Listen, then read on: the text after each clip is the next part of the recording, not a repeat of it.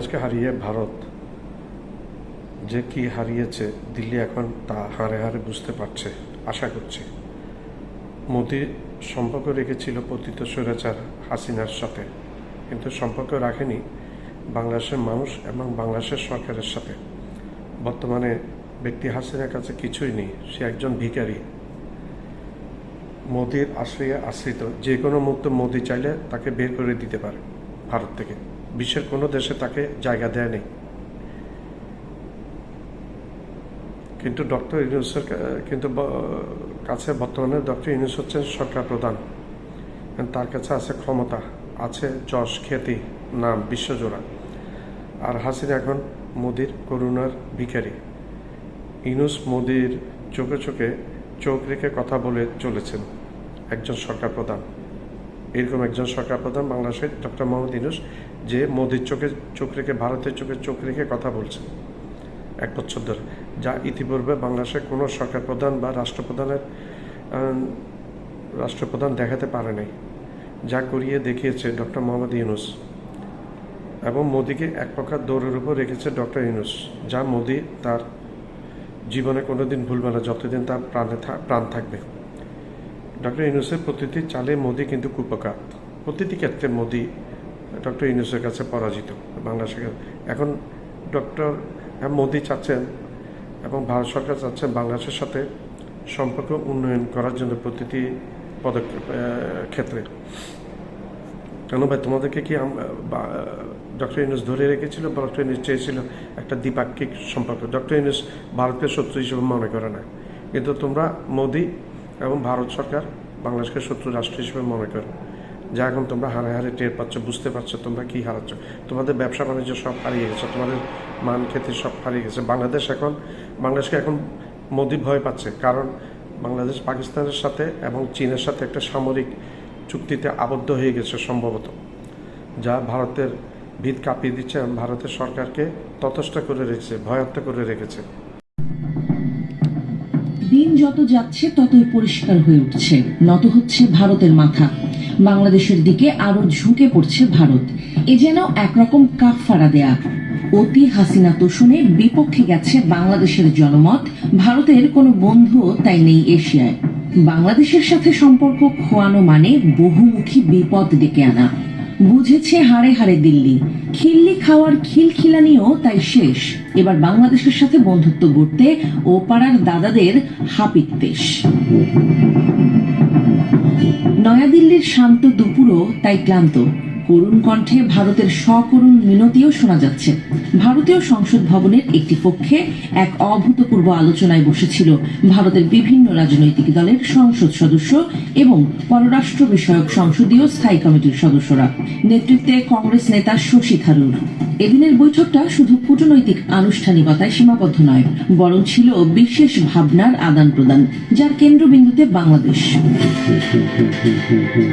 প্রায় 2.5 ঘন্টা ব্যাপী এই মত বিনিময় সভায় উপস্থিত ছিলেন ভারতের 4 শীর্ষস্থানীয় বিশেষজ্ঞ, সাবেক জাতীয় নিরাপত্তা উপদেষ্টা শিবশঙ্কর মেনন, ঢাকায় ভারতের সাবেক হাই কমিশনার রিভা গাঙ্গুলি দাস, অবসরপ্রাপ্ত লেফটেন্যান্ট জেনারেল সৈয়দ আতা হাসনাইন এবং জওহরলাল নেহরু বিশ্ববিদ্যালয়ের আন্তর্জাতিক সম্পর্ক বিষয়ক অধ্যাপক ও ডিন অমিতাভ মাকটু।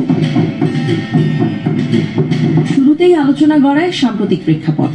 ফ্যাসিস্ট ও স্বৈরাচারী শেখ হাসিনার সরকার গত বছরের অগস্টে গণ অভ্যুত্থানে ক্ষমতাচ্যুত হওয়ার পর দুই দেশের মধ্যকার সম্পর্কের টানাপোড়েন নিয়ে স্পষ্ট আলোচনা হয়।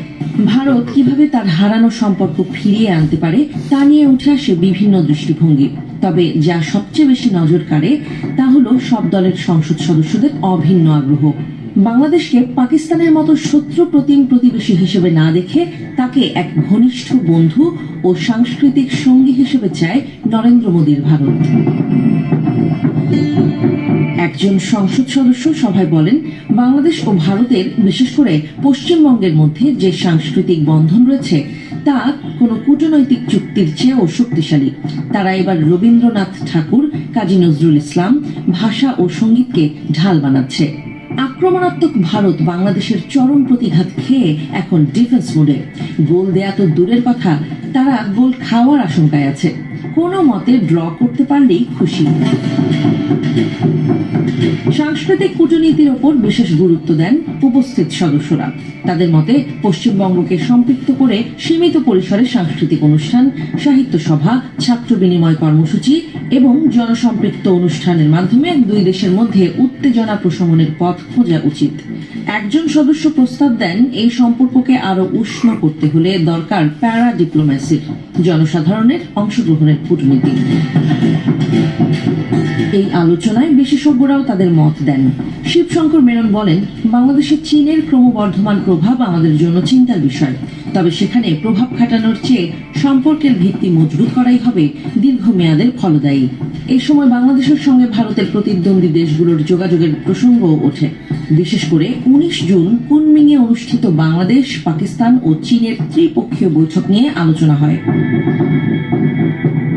রিভা গাঙ্গুলি দাস স্মৃতিচারণ করে বলেন, ঢাকায় কাজ করার সময় আমি দেখেছি সাধারণ মানুষ ভারতকে ঘনিষ্ঠ প্রতিবেশী ভাবতে চায়। তাদের বিশ্বাস ও সহযোগিতাকে জবাব দিতে হলে আমাদেরকেও হৃদয়ের দরজা খোলা রাখতে হবে। এদিকে বাংলাদেশের দিক থেকে কথিত অবৈধ অনুপ্রবেশ ইস্যুটিও বাদ যায়নি। সদস্যরা উদ্বেগ জানালেও কেউ কেউ মনে করেন এই বিষয়টি গণমাধ্যমে অতিরঞ্জিতভাবে উপস্থাপন করা হয়, যা সম্পর্কে ফাটল ধরাতে পারে।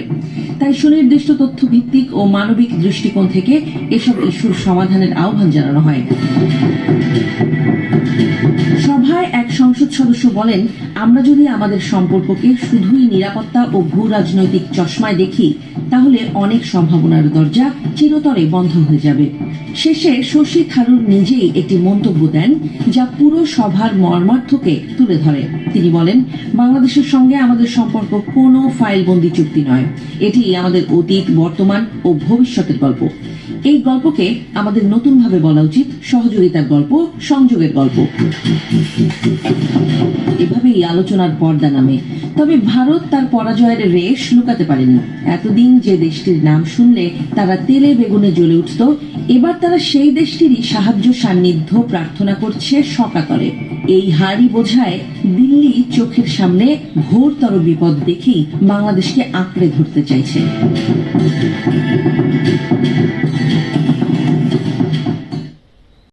আমার চ্যানেলটা লাইক করবেন, সাবস্ক্রাইব করবেন, শেয়ার করবেন, বেল আইকনটা প্রেস করবেন। সাবস্ক্রাইব করতে ভুলবেন না।